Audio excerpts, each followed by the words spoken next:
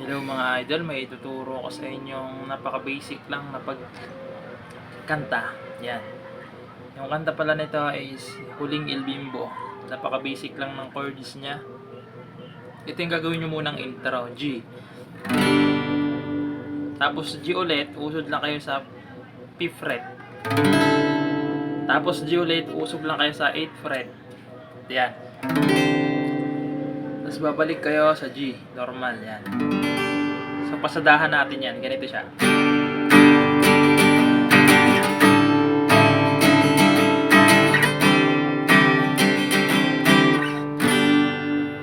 Okay, ayun mga idol, no?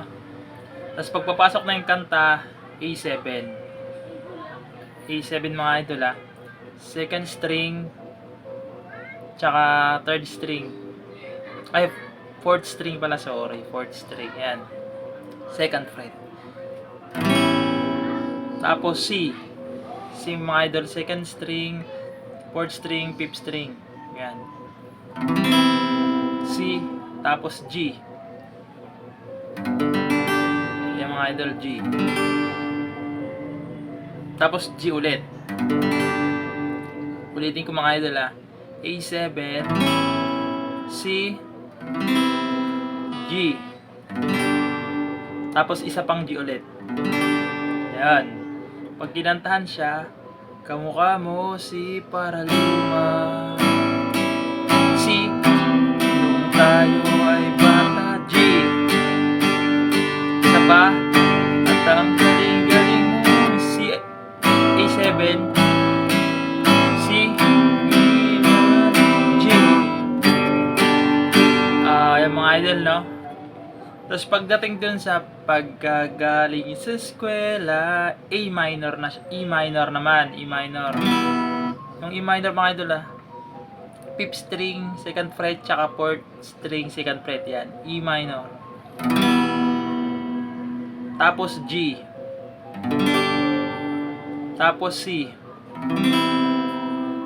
Tapos D. Okay, may disos yun eh. Pero pag magpapasok na yung chorus, ay, pasadahan natin, no? Pagkagaling sa eskwela ay di diretso na sa inyo. At buong maghapon ay tinuturuan mo ako. Dito rin yung disos. Disos. Okay. Yung chorus pala mga idol, ganun pa rin. G. Yung sa intro, E7. C. Tapos G. Tapos G ulit. Tapos E7 ulit. Paulit-ulit na lang siya mga idol, na paulit-ulit. Ganito yung magandang i-intro nyo pag mag-i-intro pa lang. G. Tapos G. Tapos G sa intro.